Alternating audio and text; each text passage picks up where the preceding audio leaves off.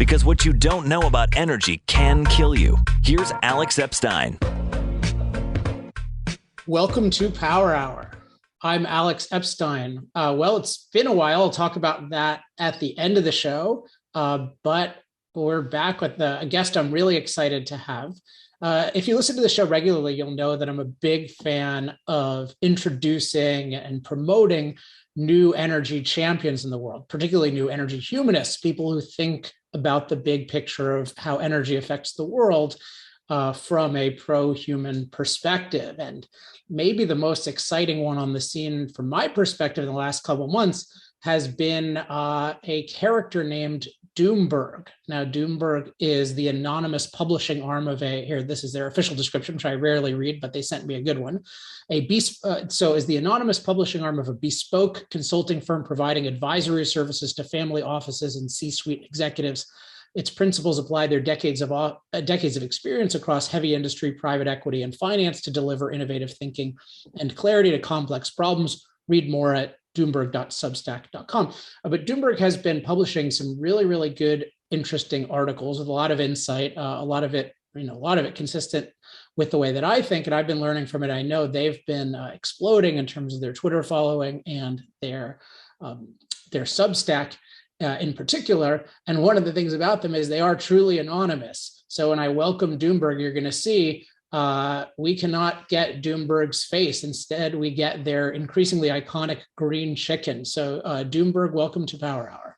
Alex Epstein, Epstein, I should say. It's really fantastic to be on your show, and really quite the honor, and looking forward to a very robust discussion. Having listened to several of your podcasts in preparation for today, I know that you're an outstanding host, and it's going to be a good time. All right, looking forward to it. Yeah, you. I had been reading your stuff, and then I was in the dentist the other day, and I thought, oh, let me listen. Let me see if this guy or woman, have no idea what it was. And then I heard you on another podcast, and I thought you had a lot of great points. And then I was very flattered because you referred to me as something like a larger than life figure in the "this is all crazy" movement, which I found to be a funny way of describing it. So let's get started with you though. So how did you get interested in this? This is all crazy movement, or how did you become part of it? Yeah, we as you said in reading our bio, we're a small bespoke consulting firm. We come from heavy industry. We left industry collectively several years ago and started our own firm. And we sort of, the path to Doomberg for us goes through COVID. So we had a very healthy consulting business going, directed primarily at public company C-suite executives.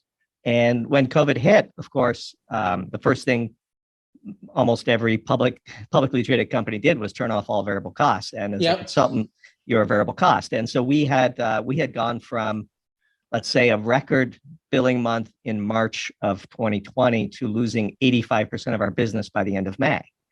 And that's a big deal. We have fixed costs, and we have families, and we have ambitions that all seem to go away literally overnight for reasons that were... Just imagine you had that and you were in the public speaking business. Yeah, I could totally... my kind of experience at the time as well. I could totally sympathize. And so in that moment, which we have actually blogged about this, every month we put out what we call the Work of My Life pieces, where we are sharing openly with our audience our journey as content creators. We had what we call the high pucker factor moment. So you look at each other as a team and you ask yourself, should we fold up shop and go out and get a job? Like we had very good jobs before, and we left those jobs to create a business together. Or do we reinvent ourselves? And we decided to reinvent ourselves. And one of the things that we noticed was because of COVID, this work from home phenomenon was exploding. The entire definition of what work was changing. And in particular, we had observed that the gig economy for brains was unfolding, and the manner in which people were both entertained and being educated, that shift was already occurring, of course, with sites like YouTube and so on. That was only going to be further accelerated. So we sort of started consulting in the content creator business. We started observing what was going on, and we realized that not only were our skills applicable to the space, from a creator perspective, our ability to distill complexity was always highly appreciated by our clients. We could write very well. We could visualize data. We could connect dots and execute pretty good pattern recognition for our clients and give them a head start on where the news was going as opposed to where the news is. Once we applied those skills to the content creator space, we realized that in parallel to rebuilding our book of business, which we happily did, by the end of the year, we were back at the same sort of revenue that we had started with, but we had realized that this was a whole new area that we could potentially participate in. And so we launched Doomberg almost as an experiment. And I must confess that it has succeeded beyond all of our wildest imaginations. And I think the reason why Doomberg is unique is because we come from heavy industry with decades of experience of how the real world works. And because we don't currently work in industry, we're not beholden to a boss. And therefore, we are free and willing and able to express our thoughts clearly on important topics with a potentially different viewpoint, which is from the ground up, from the real world, how things actually happen.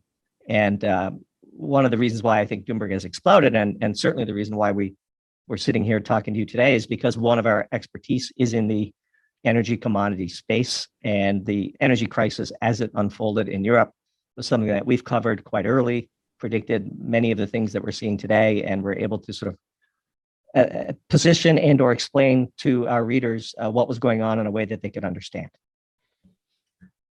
Makes sense. I mean, maybe a good example to talk through in this respect is you had a recent article that I promoted a bit on Twitter that was about China. And, one of the fascinating things about, it was about China, but more broadly, it was about solar panel prices. And, one of the fascinating things to me, fascinating in sort of a bad way, is that there's been this narrative that battery prices and solar panel prices, and pretty much the price of everything people want to succeed, or at least say they want to succeed, will decline basically with the same function that prices of computer processing power decline, or the prices of hard drive space decline. This never made any sense to me because, you can have a lot more computing power in the same space with the same amount of material on a chip, but say a solar panel is limited by the power density of the sun, as well as things like night and clouds. And yet there is this narrative that, solar is going to become infinitely cheap, batteries will become infinitely cheap. And one thing that started to emerge in the last couple of years is that emerged publicly, I should say, is that some of what's causing this price decline, or at least a lot of it, has to do with, who's dominating the market? China. How are they doing it? Things like cheap coal power, slave labor, subsidizing so they can dump on the international market and win, which they might want to do, or it's pretty obvious they would want to do. And so you had a really good article about this recently, but I'm curious, just based on your experience when you started in your work to observe this, and then how that informs your analysis today. I in particular, and then another partner in our firm also has pretty significant experience in the space. And I would characterize the types of projections that you refer to.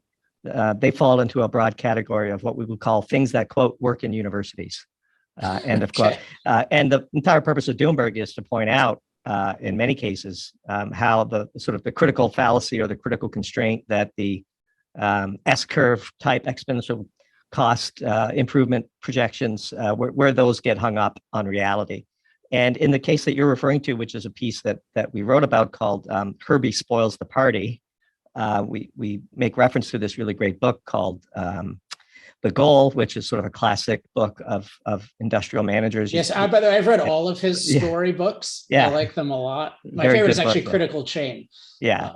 And so you know the Herbie story well. And Herbie, in the case of solar production, is the polysilicon market. To make polysilicon, which is a key input into the creation of a solar cell, requires an enormous amount of energy. You're basically converting sand into very high purity silicon metal, and then you're slicing those things into wafers that then get, glued onto panels and sold.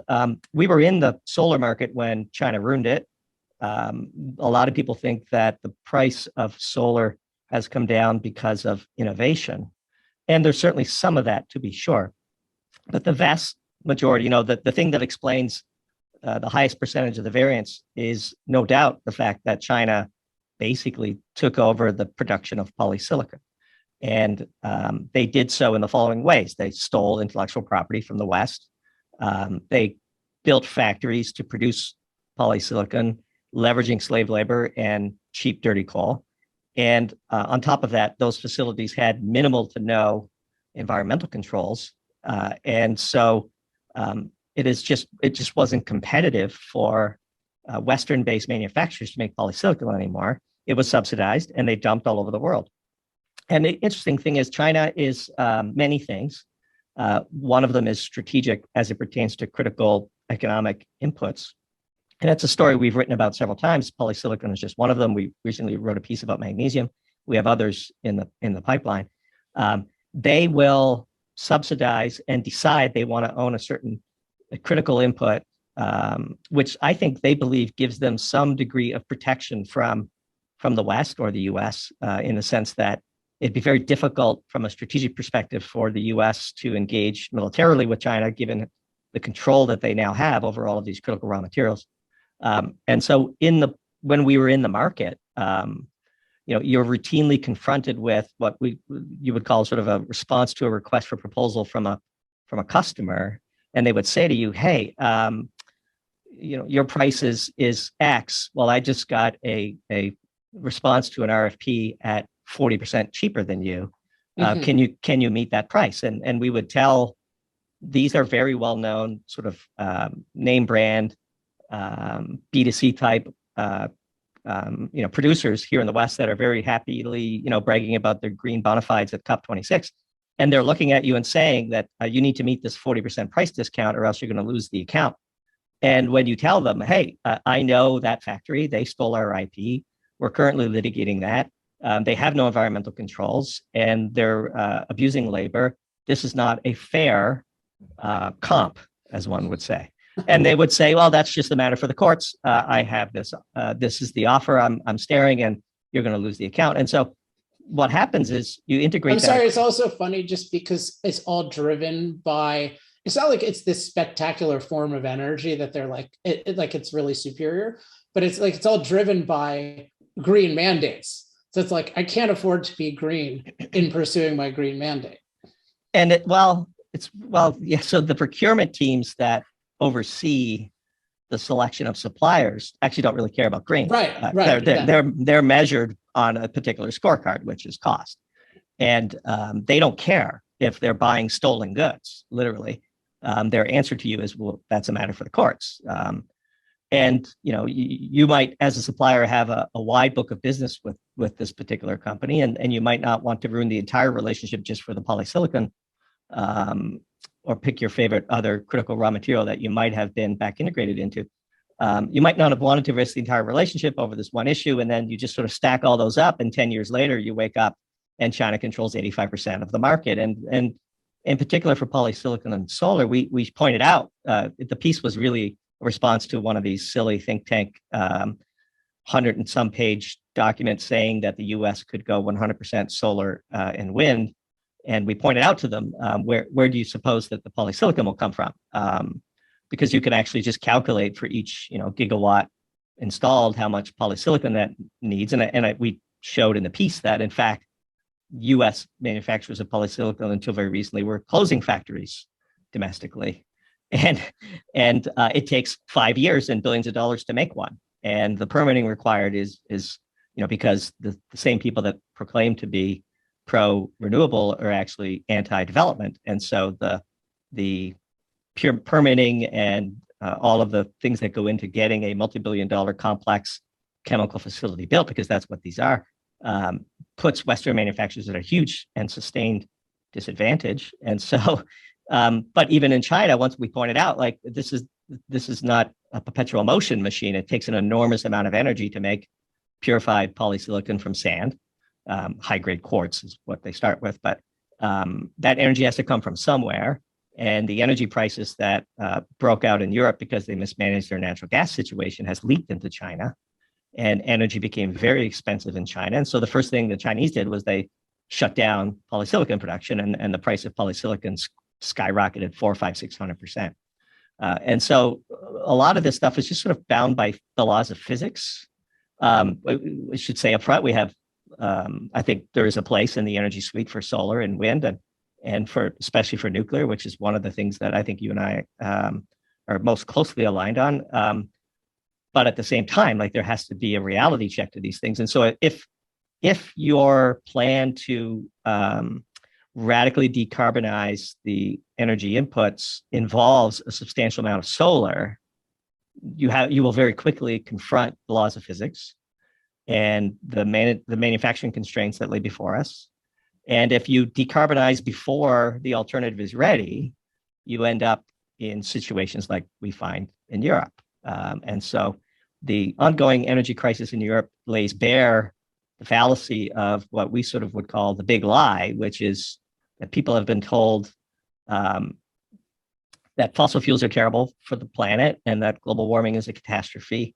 And all we have to do is the simple switch to these alternatives. And the only reason why we're not switching to those alternatives, which is the big lie, is because evil companies don't want to do it. And so that's sort of where we operate.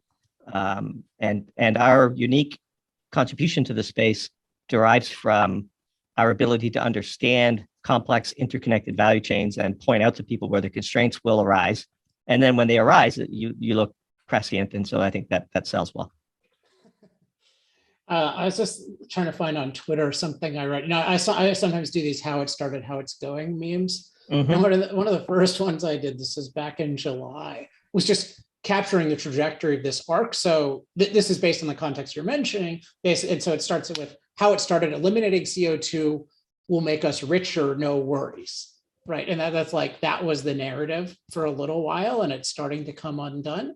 And then how it's going, this was referring to, one of these new studies that said to prevent catastrophic climate change, Americans must cut energy use by 90%, live in 640 square feet, and fly once every 3 years. So it's how it's going is eliminating CO2 emissions requires us to cut energy use by 90% and fly once every 3 years. And then how it will go, eliminating CO2 emissions requires us to die.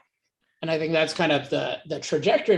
What's interesting about the, there's a really interesting moment of choice, I think, as this narrative that the new renewables/unreliables will make us richer, as that becomes undone, you really get to see how much did certain people care about low cost energy and the prosperity it generates versus how much do they just want to reduce it at all costs. And you're seeing more of start eating bugs.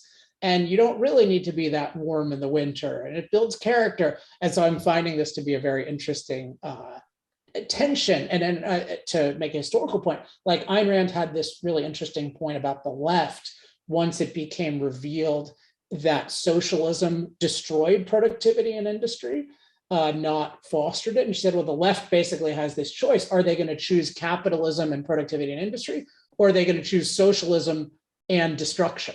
And a lot of them chose socialism and destruction. I'm curious if you've observed the same thing about how people are going different ways when they see that the green energy isn't actually making us richer. So I would argue that the phenomenon you're describing of people selecting socialism only goes so far. And eventually, when the rubber meets the road, I would say that, let's say 98% of humans are pro-human. And, one of the things that struck me is we were talking before we started recording is I'd known of your work, and obviously I'd seen your Twitter account and I'd seen your great interview on, I think it's GB News. Yes. That went viral. It's fantastic. And so in preparation for this podcast, one of the things we always do is if somebody's going to be gracious enough to invite us to go on their show, we return the gratitude by preparing thoroughly. And so I bought and read your book, The Moral Case for Fossil Fuels, and I listened to the last at least half dozen of your podcasts. And one of the things that struck me was I had always assumed when I was a practicing scientist in industry and then leading teams of hundreds of scientists and we're spending a lot of time, frankly, working on renewable type projects and energy efficiency projects and so on. I had always sort of assumed that eventually the sanity would intervene. The sane among us would say, wait a minute, this is great. And we're trying to do this. And we understand, for example, that we need to get our house in order. But I was unaware of the sheer anti-human part of the most extreme of the anti-fossil fuel movement. And in reading your book, one of the quotes that just struck me was you quoted David Graeber's review of McKibben's book, Right. And his review of that book is so shockingly anti-human. And it ends with, until such time as Homo sapiens should decide to rejoin nature, some of us could only hope for the right virus to come along.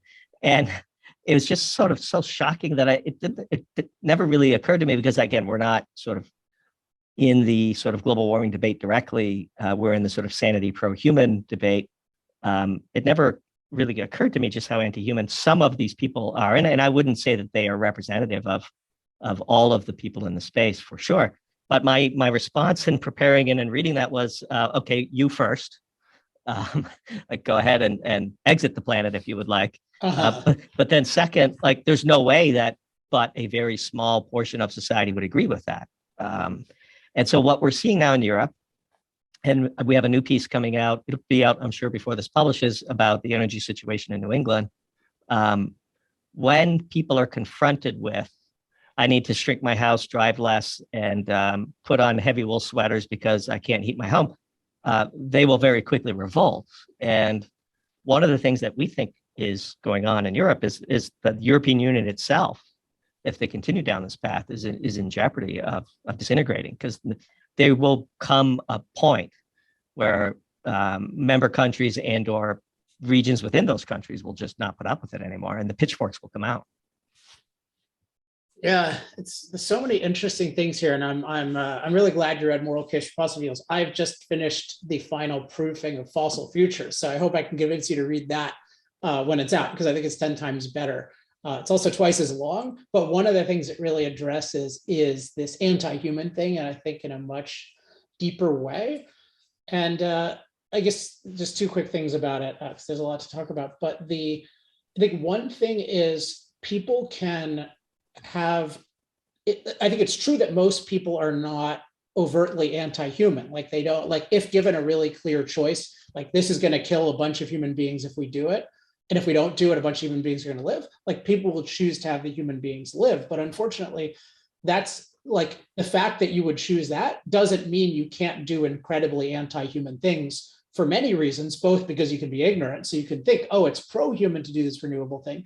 And yeah, you can catch it at a certain point of near total failure, but you can do huge damage. But then even you can do damage in the future if somebody just makes a new claim and you believe that. So one thing is there's factual ignorance, but I think more importantly, there's values and assumptions that people have that are anti-human. And so one is just that, you know, it's a crucial moral goal to reduce or eliminate our impact on Earth as a general thing. And one point I make in Fossil Futures, you know, the number one moral goal in the world today that people subscribe to is eliminating CO2 emissions, net zero. I mean, if you look at corporations, governments, like, the number one moral goal they all have in common is we're eliminating CO2 emissions at all costs. And my view is that is not justifiable. If you're thinking about things from a pro-human perspective, you might say, oh, this would be nice, depending on your perspective on CO2. But to make it your overriding moral goal and to not even think about billions of people not having energy, like, to me, we've picked up this idea of being green, which really means eliminating human impact. We hold it as a value. We don't fully understand how anti-human it is, but yet it guides our thinking. And one example I cite a lot is that, you know, normally people will get totally bent out of shape about a polar bear having to move from one piece of ice to another, but they don't care at all about 3 billion people not having energy until it's really put in front of them. And I think that's how anti-human values can distort people. So I'm curious what you think of that, but that's part of my analysis, how people can do really anti-human things, both by anti-human values they don't realize are so anti-human, and then just, of course, by ignorance. So I would say most of it is ignorance, but there's also a phenomenon that we've observed that we've not yet really written about, although I think we did in an earlier piece called Why Are Cows Sacred, which sort of refers to by the way, just to close the loop on that, cows are sacred because they're the world's first solar-powered rechargeable battery for humans. They were able to they're able to convert incident solar that is lost to humans into milk and cheese and eventually meat. I love that point, by the way. I think that's such a brilliant point. Like, I mean, I thought of it first with pigs. Yeah. Like that pigs can just eat this stuff, and we manufacture that junk into energy. But unlike pigs, cows can produce milk, and so they're perpetual. So until they perish, they continuously convert grass into milk, which can be stored as cheese. And the meat is just the final gift they give as they pass. But for pigs, you're just raising them for the meat. But back to your point, there's what we would sort of characterize as a proximity effect to ethics and empathy. And this sort of phenomenon dawned on me personally as I traveled the world as, a senior leader of a large corporation. You go to Brazil and you see the slums, or you go to Mumbai, or you go to the rural parts of China, and you see how the poor truly live. And when you're driving by them on the highway to the airport in Sao Paulo, and you're looking out a window, it's one thing. If that same child that you're looking at out the window was sitting in your home, well, you would provide it with food, and you would have an attachment to it. And if you're not a psychopath, you would develop empathy for that person. And the only difference between the child I'm looking at outside the window and my own children in my home, aside from the fact that I helped give birth to them, is that I'm near my children all the time, and I've developed deep connection with them. And so if you can become disconnected from a human, then they're just literally nothing but numbers in a spreadsheet. And one of the things that we try to do is to connect the consequences in a real visceral way for our readers to the consequences of poor decision making. And one of the phrases that we use a lot is energy is life. And what the price elasticity of demand for energy is literally just the price elasticity demand for life. And if you push that too hard, the only people on the planet who can afford to pay it are the wealthy. This is truly a debate of the ultra privileged class on Earth. I can assure you that the people in the slums of Brazil or Mumbai or in rural China or in the poorest parts of the Western countries, because Lord knows we have our own problems here, they aren't really concerned about their carbon footprint. They're concerned about clean water for today, hygiene for today, food for today, and shelter for today. And thermal comfort, which is the sort of thing we're going to write about in this New England energy piece. There's an enormous amount of energy that goes into providing thermal comfort, and taking that away from people means people die. Now, if you've never met these people and they're just a label on a spreadsheet, a necessary sacrifice for the good of nature, inexplicable behaviors suddenly become at least understandable, certainly not forgivable, but the proximity effect of ethics and empathy is a really important human phenomenon. And I guarantee that the vast majority of people listening to this, if they came face to face with the true victims of sort of stupid policy, they would very quickly become angry at that policy.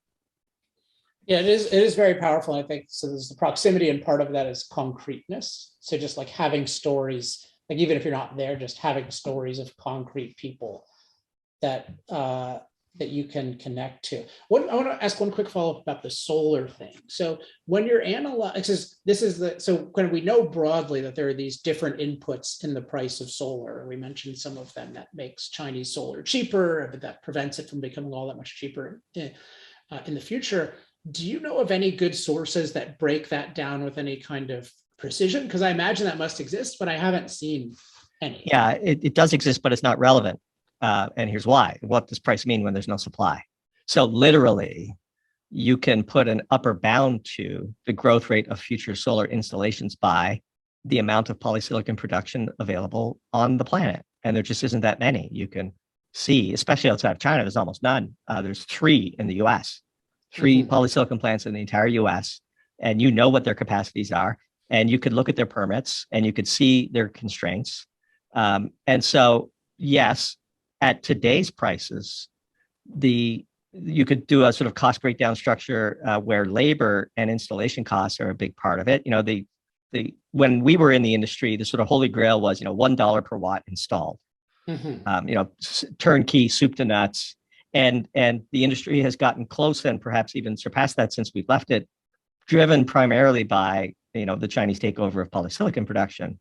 But the labor costs are a wedge in that waterfall that you can measure that are, you can't make that zero. But in reality, if the if the demand for solar as mandated by governments increases beyond the capacity for industry to supply it, then price is irrelevant because there's just no supply. Yeah, that's true. Although, I mean, you could still look at the basic, like if you just understand the like sort of the essentials of what's driving the price, then there's at least the option of taking measures to scale that. You know, so there's something that's promising versus not promising. So you would need a wholesale invention that circumvented the constraint. Herbie is a really big fat kid in this story. You know, there is a huge, almost immovable constraint in the speed with which solar can theoretically be deployed, and that constraint is polysilicon production. Now, if somebody invents a completely new, you know, material that circumvents the need for high purity silicon, well, that's going to be at least a decade away before all those supply chains get oriented and built out and tested and validated.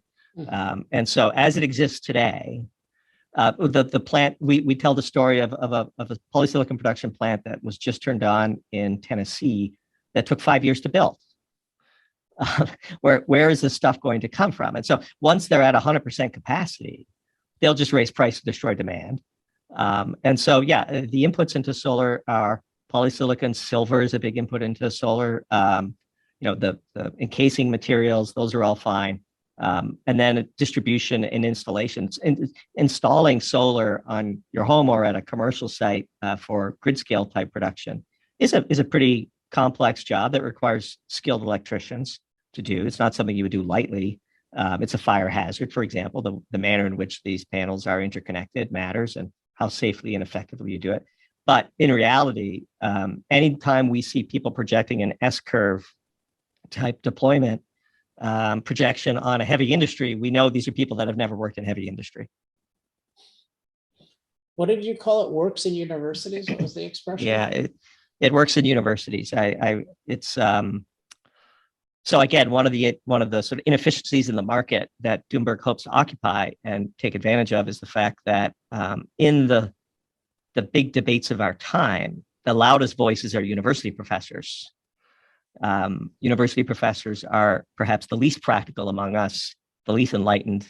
They have, you know, I personally have pretty substantial education in the science field.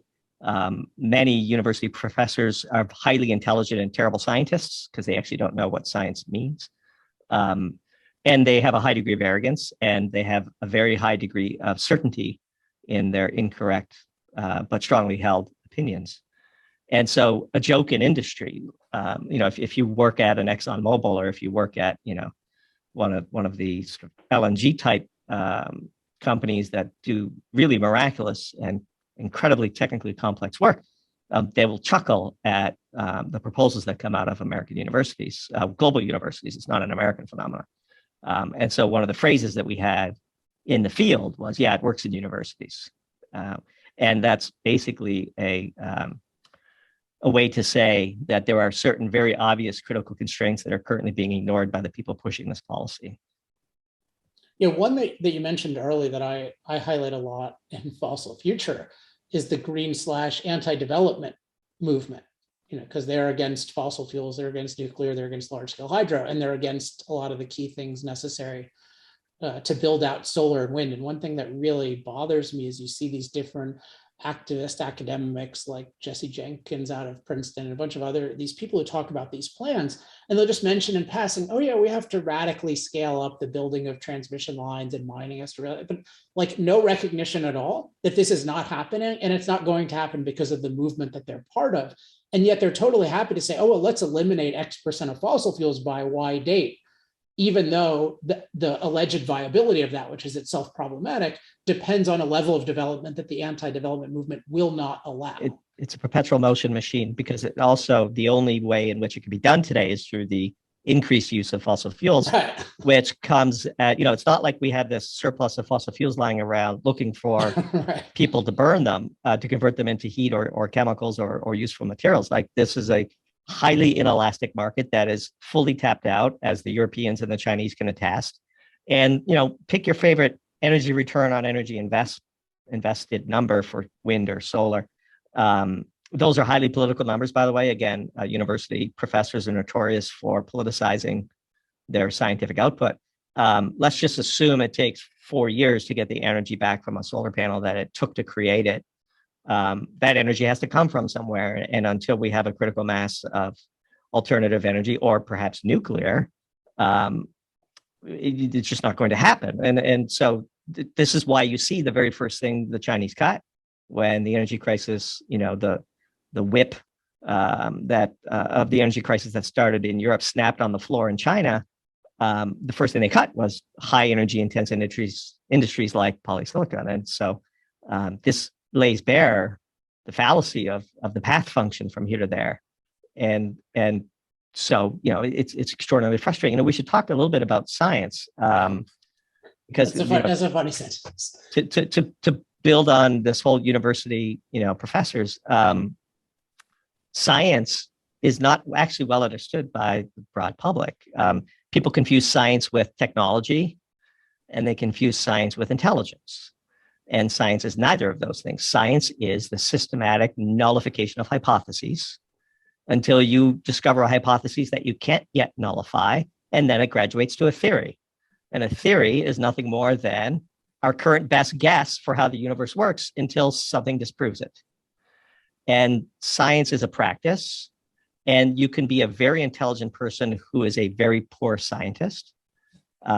And we have plenty of those. I went to graduate school at an elite university and met plenty of professors for whom I wouldn't trust to cut my lawn because they, by the way, the more clever you are at times, the better you are at faking your science. And there's a huge sort of rolling scandal in universities and in research that people don't talk about, which is this retraction of papers that have been shown to be either fabricated or sloppily done.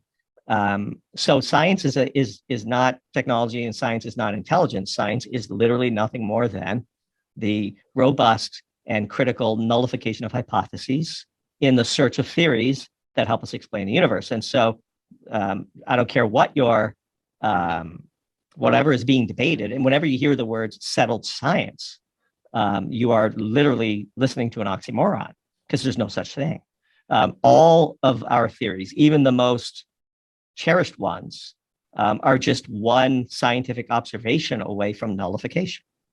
And we wrote a great, I thought it was a great piece. We wrote a piece that began by telling the story of this cold fusion announcement that turned out to be a big scientific scandal. It was essentially fabricated. But Pons and Fleischmann came out with this world-changing, enormously critically important claim that they had cracked nuclear fusion at room temperature under simple conditions.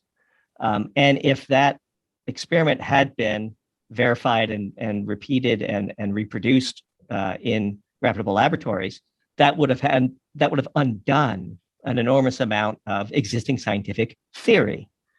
And the fact that it couldn't be replicated is the reason why it all fell apart. And that was an example of how the scientific method works. Somebody claimed to have completely unsettled scientific theory, and it turned out to be a bunch of BS. And so science is a method, and science is not technology, it's not intelligence. And some of the smartest people I know are among the worst scientists in the world. So I agree with some of that and disagree with some of that, but I'm curious, I want to raise some other things, but why do you think that's so important to emphasize in this context? I mean, particularly, let's just say what we definitely agree on, which is that science is a method. And it's certainly not, I would emphasize it's not an institution. And I think that's a lot of what drives things wrong. It's just like, oh, this institution, like science means what our knowledge system tells us scientists think. And so then we take that as an institution, and we have the model of religion as an institution. So we take it as religious.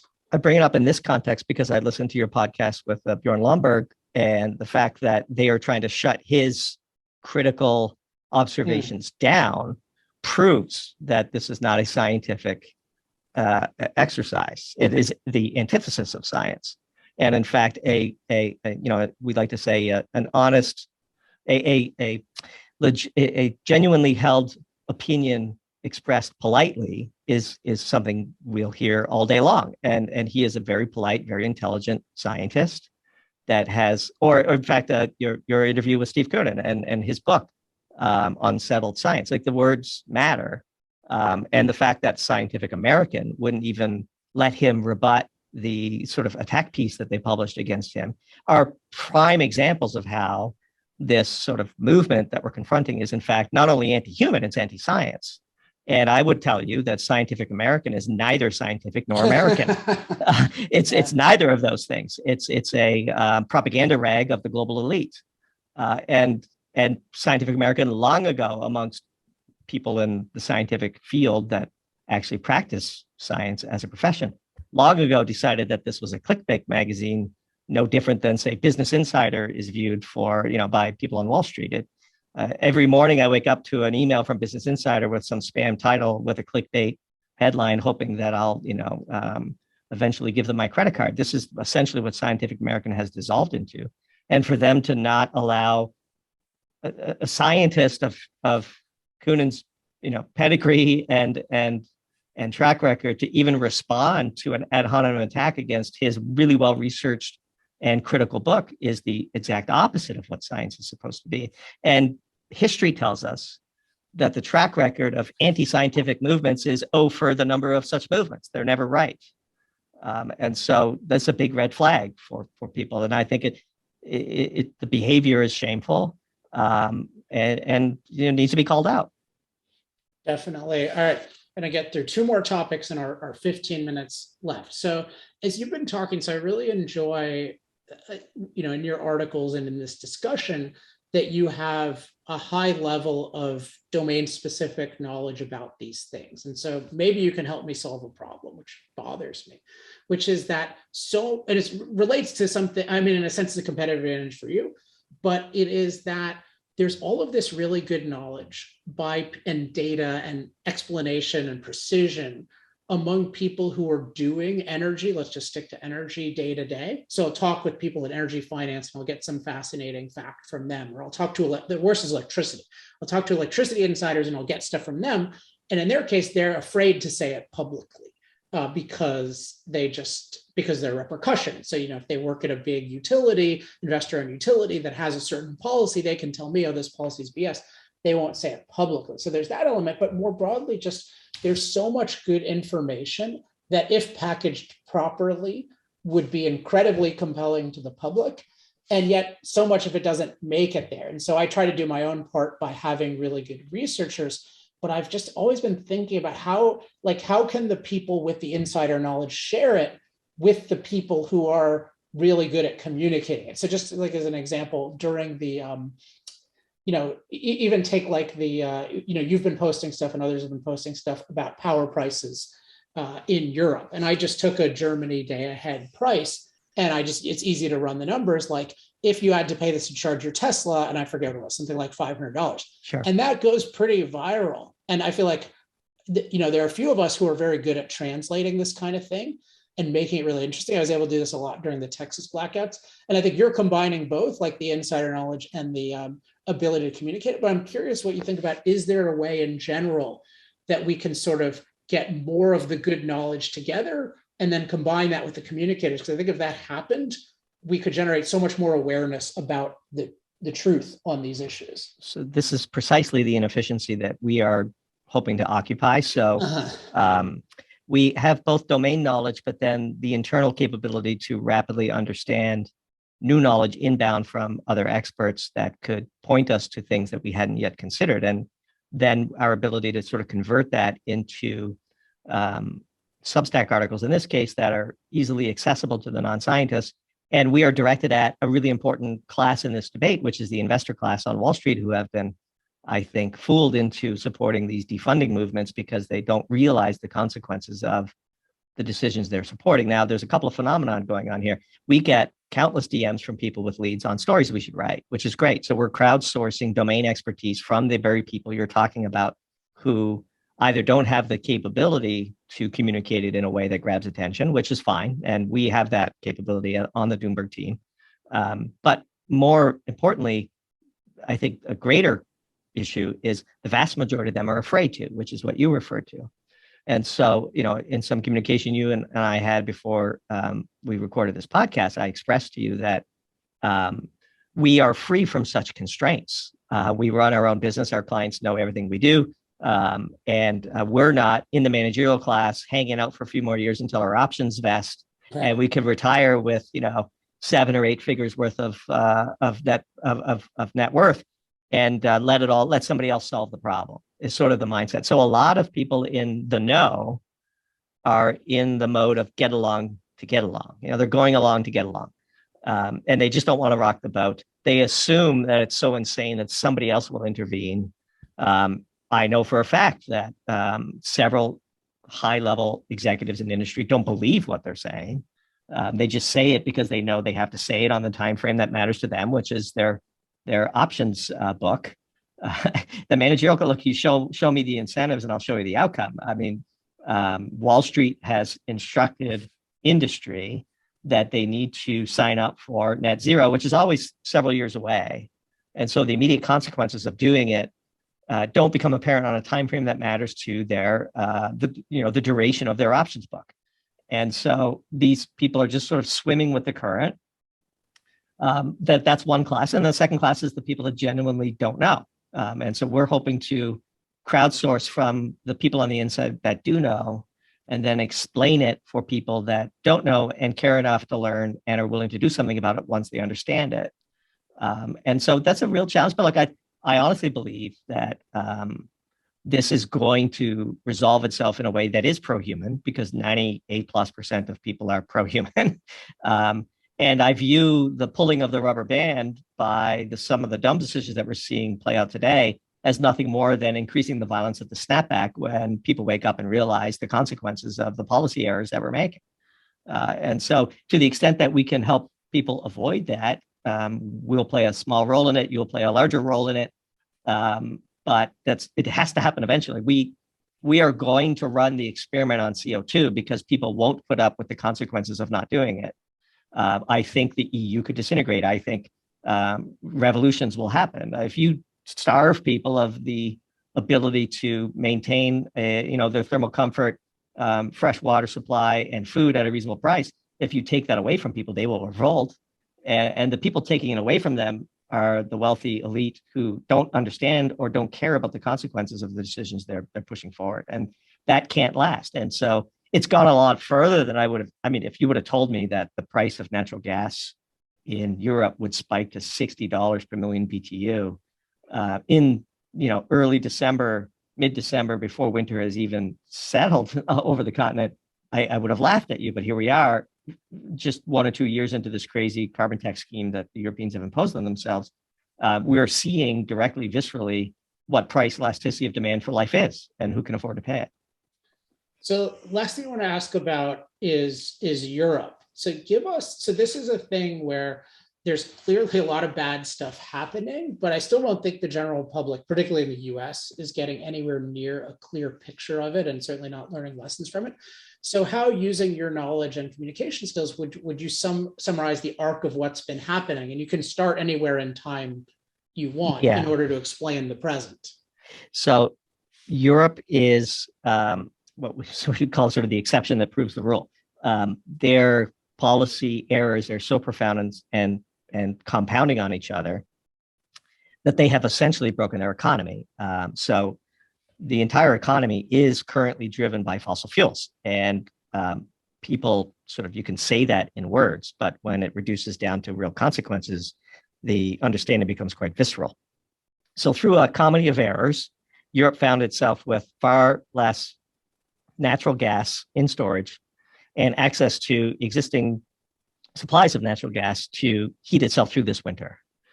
And we see very quickly that the price of natural gas in Europe skyrocketed 4, 5, 6, 700%. Well, we know from our experience that natural gas is not just used to heat homes or to create electricity. Natural gas is the critical input into several life-critical supply chains, like fertilizer. And so we wrote a piece several months ago now called Starvation Diet that connected the dots between the natural gas crisis in Europe to the fertilizer crisis that we're now seeing unfold all over the world. And then we wrote another piece called How to Brick an Entire Economy, because it turns out that because of emissions control, which we're all for, essentially diesel truck drivers are using fertilizer as part of their emissions abatement protocols in their trucks. And if you run out of urea, which is the key material that is going into these trucks, you then stop the delivery of food and goods and services across an entire economy, which is what's occurring in Australia if they don't get their act together. And so if you can connect the dots for people in a real way, natural gas spiked in Europe, fertilizer plants in Europe have shut down, the price of fertilizer is skyrocketing, which means American farmers are paying 6 times what they were paying last year for fertilizer, which means they're going to either plant a lot less food or yields are going to disappoint, or costs have to go up. If you can draw the direct line between Europe's decision to not fill their natural gas storage units and to stunt the production of fossil fuels and to get into a geopolitical war with Vladimir Putin, who now controls all of the energy cards over Europe. If you can connect those dots directly to, I'm paying 25% more on my grocery bill at the local, food chain in Middle America, then it becomes very real. And those are the stories that we try to tell in Doomberg, and the European energy crisis directly tied into China. The world is a hyper interconnected, globally sensitive set of supply chains. Natural gas is at the core, at the center, at the very center, Alex, of all of those supply chains. And you can't have $60 per million BTU natural gas in Europe without every single person in the world feeling the consequences of it. And we will. We're seeing urea, ammonia, various other fertilizers spike in costs, which then led to China limiting the exports of phosphate, which is sort of the other half of fertilizer. Russia limiting the exports of phosphate. Everybody sort of puckers up and decides to try to protect their domestic industries because of the things we talked about earlier. China owns all the critical domestic industries. And so when they shut off urea, Australia's entire economy is on the verge of bricking. So this all flows from one small part of the world, Europe, getting their energy policy completely wrong. And now they're doubling down on it. Like just this week, more nuclear power plants in Germany are being taken offline. Where's that electricity going to come from? We wrote a very provocative piece called "Have Fun Staying Cold." That's what's going to happen in Europe. And we are led by people who don't know the basics. I mean, we wrote a piece about Boris Johnson not knowing that there's a difference between thermal coal and metallurgical coal, and that metallurgical coal is needed to make steel, which, by the way, is needed to make wind turbines. And they're opposing metallurgical coal developments, which will cripple the potential for the wind industry to grow. This is all sort of policy by platitude, and we had a tweet go viral, which on New England that basically ends with, in the war between platitudes and physics is undefeated. Right. I remember. I think I retweeted that and then commented on it because part of it for me is just that the physics is always undefeated in practice, but it's like the platitudes uninformed by physics create these policy physics in effect where you actually can't do things, and that's what's. But those are temporary. Those are temporary, Alex. And I would say, to leave people on an encouraging note, I would say that much like democracy is sort of is where we settle after trying all the other options. I do believe that ultimately intelligent humans will intervene and the pro-human cause will succeed. And frankly, to believe otherwise makes it harder to get out of bed. But we're very optimistic.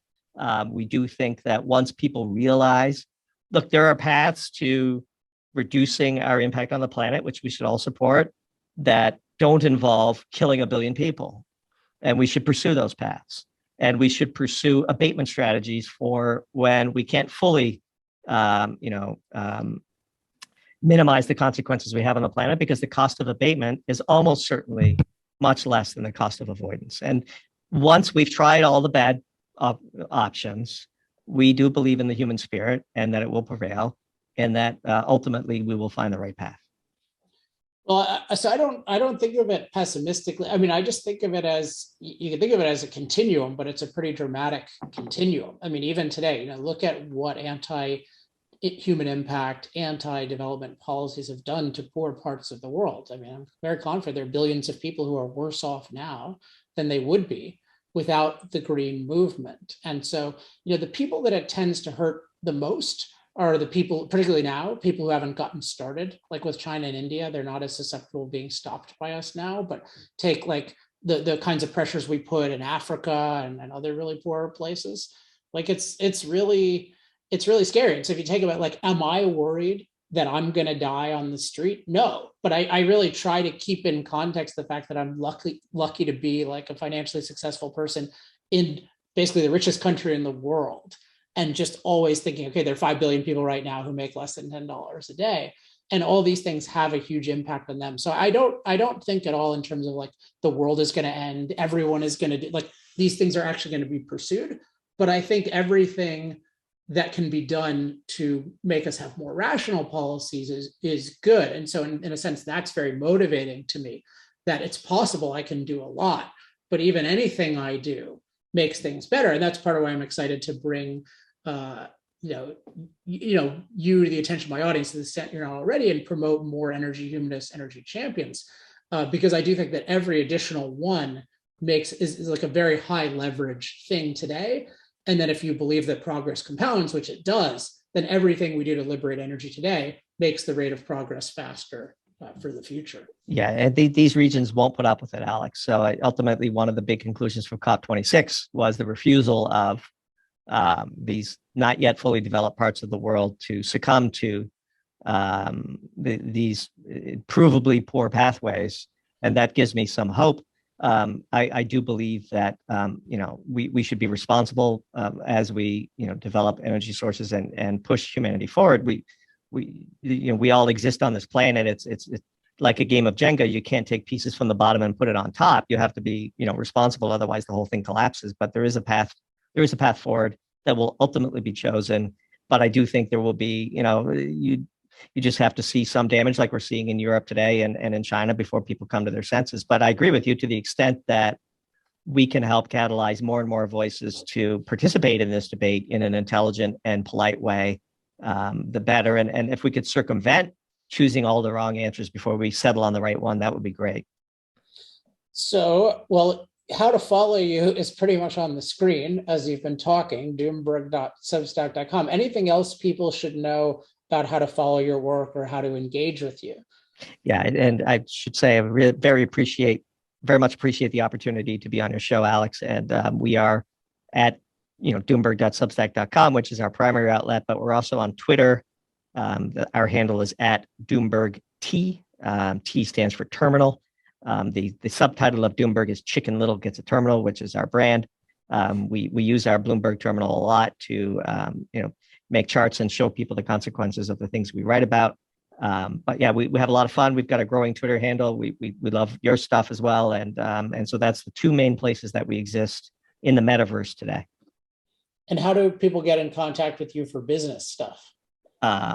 Well, they could email us via the Substack, so they can reply to our Substacks. But actually, we're kind of full on business, and we are turning away clients today. That's always when people want you. Yes, the price goes up. We're going to destroy demand with price. But no, in all seriousness, it's like solar. Our objective is to make Doomberg our business. And when we take inbound requests for work, we have to measure the opportunity costs of that distracting us from building out the Doomberg brand. The work of my life is Doomberg. The work of our lives as a team is Doomberg. The beauty of Doomberg is that it's just us, relies on nobody. Nobody could take away 85% of our business because of COVID. We do believe that the content creator space is exploding. We want to be part of it. We want to help lead it. And we've studied you and studied every other content creator we can get our hands on. And we're truly treating Doomberg like a business and all the respect and professionalism that comes with that. And so we're not truly soliciting business from the consulting side, because if we execute in 2022 in the way in which we have planned, we won't need it, because Doomberg will be the thing we do. And what a great way to live. Yeah, well, speaking from experience, I can say as somebody who transitioned from doing mostly consulting to almost exclusively talking to the public, I definitely prefer the latter, and other people prefer it as well. So it'll be great to have all of your abilities going toward explaining these things toward the public instead of sort of straddling behind the scenes, advising and then explaining. Yeah, I can tell you this, Alex, Doomberg doesn't feel like work. And we could do Doomberg 24 hours a day. I wake up thinking about the next Doomberg piece, checking our analytics on social media, wondering about what we're going to write about next, preparing for the next podcast appearance. None of it feels like work. All of it is thrilling. And I truly appreciative of all of our followers, all of our email subscribers, and any podcast host that will have us on, like you. It's truly the work of our lives, and it's infectious, it's contagious, and we couldn't fake it if we tried. Awesome. Well, thanks so much for coming on the show, and we will stay in touch. You bet. Thanks again to Doomberg for joining me. A couple of updates. If you're a regular listener, you've probably noticed that I haven't been on the regular schedule for the last month or so. So I've been meaning to send out a notice about this, but I'm going to be on a less consistent schedule for at least the next few months. I have a bunch of writing projects and other things that I want to do, plus being on a lot of other people's shows. So I'm not going to be able to make the every 2 weeks like clockwork rhythm to the extent I was on that before, but I'm going to keep doing new power hours as interesting guests arise. So feel free to recommend people that I should talk to. And you can always email me at alex@alexepstein.com with that, or as I like to put it, any questions, comments, love mail, or hate mail. Other things that are up, the Energy Talking Points Substack is going really, really well. That's where I'm concentrating a lot of my effort. So you can sign up at alexepstein.substack.com. And also, please, please, please share it with others. This is a several times weekly source of ammunition. It's really quick. It's free. It's just something that I think so many people can use. And so if you have a list, it would be great. Or, you broadcast it on one of your platforms, the profiles, or if you have a list, it'd be even more effective if you just say, hey, there's this great new resource, Energy Talking Points by Alex Epstein. You can sign up for free at alexepstein.substack.com. So appreciate that very much. I'm recording this on New Year's Eve day. So last night I sent in the final proofs of Fossil Future to my publisher. As I've talked about before, the book was already essentially done, but there's just a lot of proofreading and that kind of thing, and just getting little technical things done. So that's really exciting to be done with that after starting it in 2018. I'm so happy with how it's turned out. So I'm just so excited for everyone to be able to read it starting on April 19th. Let's see what else. I think that is what I wanted to cover. Sign up for, if you want to sign up for the newsletter or sign up for Energy Talking Points or Substack, now it's all connected to my Substack. You can just go easily at energytalkingpoints.com and there's a Substack sign up there. Also, we've been updating it, so there's lots of stuff there. You can search for basically any topic and it will bring you usually some really good information with good references. So make use of that and share it with others. Finally, since it's the end of the year, I hope that you had a really good year, and I hope that you're excited for the next year. For me, it's a particularly cool time because over the past few years, I've had several projects that I've been working on a lot behind the scenes. So I've been working on Fossil Future for 3 years. And I've been working on Energy Talking Points. That's been a little bit more public, but there are a lot of behind the scenes components. I've been building that out for the last, year and a half now.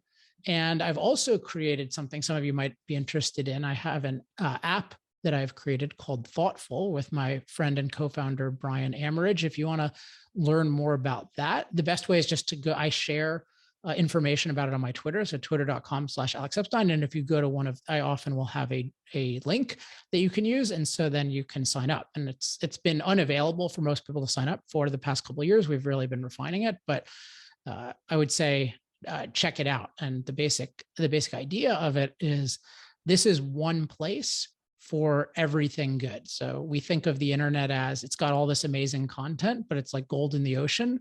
There's a ton of gold in the ocean that's worth trillions of dollars, but it's so diluted by everything else. And we think of really great content on the internet as there's an amazing amount, but it's diluted by so much else. And what Thoughtful does is it helps you find more of it and then spend time on more of it through a bunch of really kinds of useful tools. that we have, including like we can bring all of your favorite podcasts and blogs and Substacks and YouTube channels all into one place, and you can consume them in this one undistracted place. And at the same time, there's this growing thoughtful community where everyone is recommending what they think is really great content. So that combined just makes it a totally unrivaled place for stuff that really enriches your life and doesn't waste your life. So if that sounds like a good fit for you, go to Twitter, twitter.com/Alex Epstein. And I've been posting about it a lot. I'll continue to post about it a lot. So you can just find a sign up link and test it out. The other quote unquote project I've been working on for the past several years is not in the exact same category, but a very important or more important one, which is I've been with the same lovely woman for 5 years, and I asked her to marry me recently, and she said yes. So that is very, very exciting. So I'm going to start planning wedding, family, that kind of thing. So another thing where, very enjoyable project and expected to continue to be enjoyable forever. So hopefully that is exciting news to some of you and not too much of a distraction from our regular content. Finally, since I've been talking about long-term projects and in particular Fossil Future, I want to thank all of the accelerators who have provided funds for research and development and promotion, but particularly research and development. Without the money that you've been providing over the past several years, I could not have invested nearly as much as I did into Fossil Future. So I'm sorry you can't see Fossil Future yet, but when you see it, I think you'll be very, very happy about your investment, so to speak. And if anyone wants to become an accelerator or wants to give another contribution, you can go to industrialprogress.com/accelerate, and this will go to more R&D and promotion in the future. All right. I hope you have a great New Year's Eve, New Year's Day, and New Year. If you want any kind of guidance on some personal development stuff, if you're interested in my perspective on that, check out my other podcast, The Human Flourishing Project. I haven't done a new one in a while, but I have, I think, 98 episodes. So plenty of things on my views on New Year's resolutions and everything else. All right. That is it for this week. I'll be back sometime in the not too distant future with another great guest. Until then, I'm Alex Epstein. This has been Power Hour. Power Hour. Life, liberty, and the pursuit of energy. Power Hour. The antidote to shallow thinking about energy issues.